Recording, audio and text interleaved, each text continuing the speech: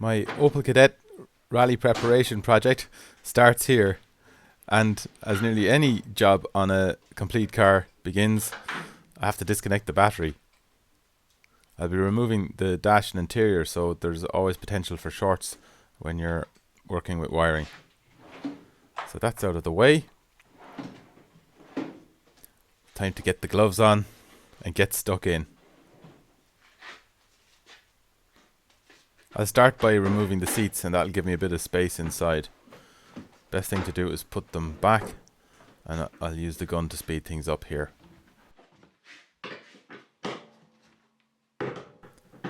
This is my favourite set of the non-Recaro interiors.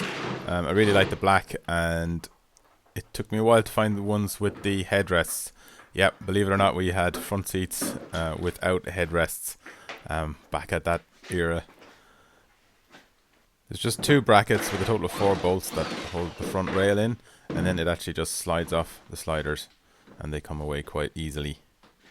Being careful not to catch the door card with the back leg there, put a slash in it. I think I nicked the front brackets off that cushion when I fitted back seats with head restraints in them before I went to Berlin in Jena.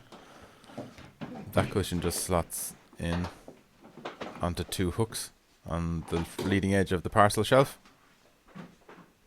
And speaking of the parcel shelf, there's this cardboard covered trim, and it just slides out. Okay, now onto the seatbelt fixings. The 2 center clips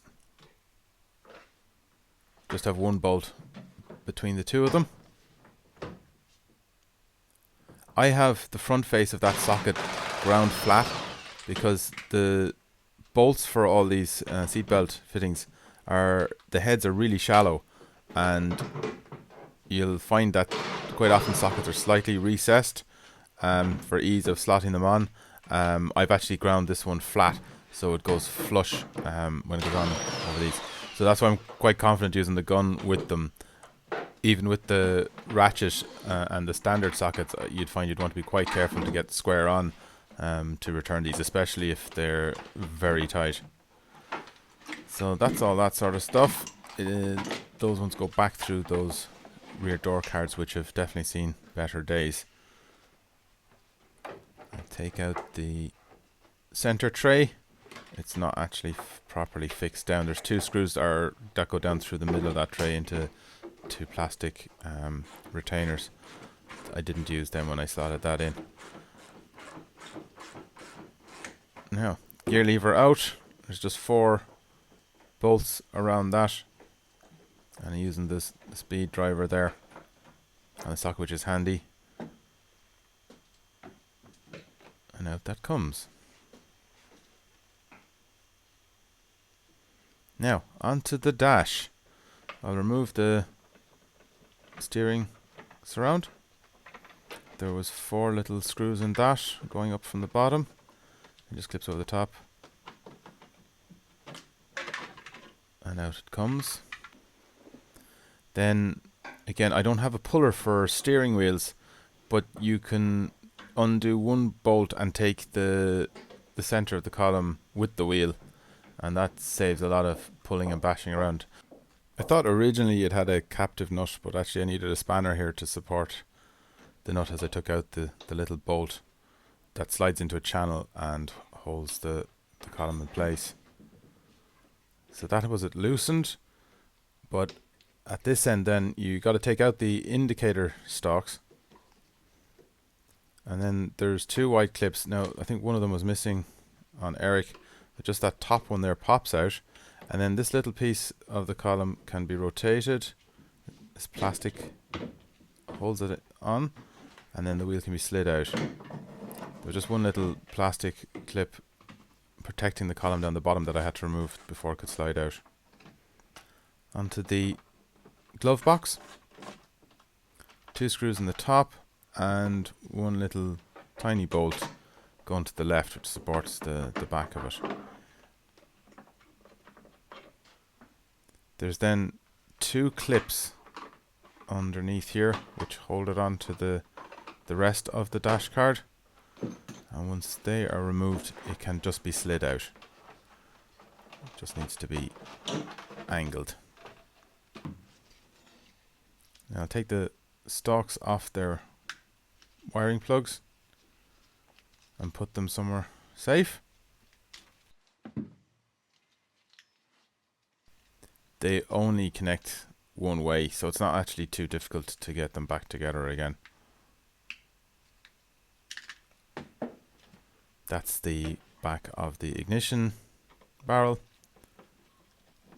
Now remove the dash surround. This is the narrow aperture one. For a single clock I need to get a left-hand drive one of these for a rev counter dash. That would be nice to have for this project. I do have the rev counter dash, but not the surround for a left-hand drive. The clock can actually be taken out and put into the rev counter dash, so you keep your mileage. In order to remove the clocks, the speedo cable, it's mechanical, it goes straight back into the back of the center clock. It has a clip that has to be pushed forward while you pull back, which is kind of awkward to do with one hand, but it worked there. And then there's a single plug with all the electrics in it. Onto the center console, there's two blanking plugs here covering up fog lights and heated seats, would you believe, which are optional extras on the GTE and that I don't have and won't be fitting. The screws are in behind those and out they come. Top clip there just to push that out. And that radio I didn't have wired up. Actually, I must investigate whether that one works. It's a nice original radio. Just disconnect the warning lights there. And then this tray with the cigarette lighter, which is a handy thing to have if you need to charge phones. And then that's the windscreen demister and heating switch. That's got an awkward enough clip. You need to kind of lever that to one side while you pull it out. Sometimes a third hand would be useful.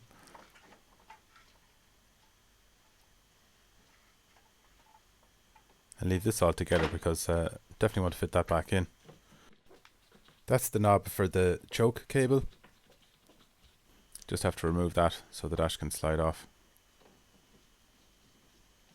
Now these are the heater controls. They're like brake cables that operate different flaps to vent air in different directions. So that's out of the way, it won't catch the dash. There's a nut here that you just have to loosen. It's on the underneath of the scuttle, and when they're both loosened, the dash can be slid off. There's a screw down into the steering column support there, and that's the other one of those scuttle supports. Just loosen that and then I should be able to just slide the whole dash off. There's a screw hole on each side, but they were missing on this dash. It seems to be free now. I just poked the wires through.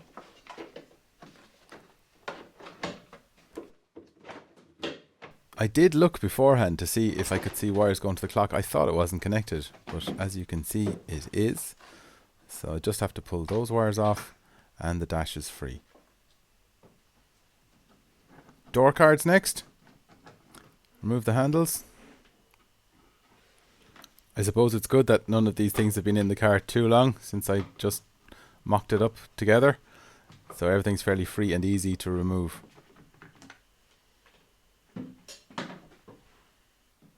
These latch surrounds need a little bit of care as they're very easy to crack.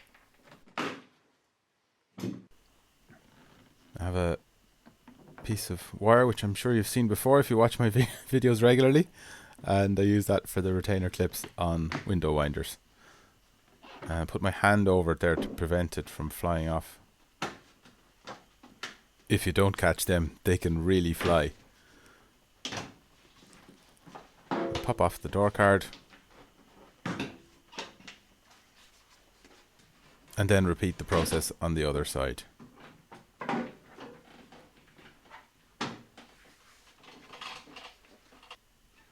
I'd left the carpets in for all this work just to make it easier for moving around in the interior. I'd give them a little bit of a hoover before I remove them. So the last thing holding them in is these two plastic trims and the door apertures. So I'll unscrew all of those and take off those little plastic rails for the seats. And abracadabra, that's like one of those magician's tablecloth tricks. Not so swift on this side because of the seat rails. It's a well-worn carpet, originally from a GTE that I bought when I was 18, a write-off, and it has been cut for a roll cage before, so we may or may not use that again. A few bits of trim in the boot, carpet, and a holder for the wheel brace and jack, and then that card that separates the front to the back. That's already looking a bit more purposeful, and it's an incredibly solid shell for a 42-year-old car. This is really the right foundation for my project.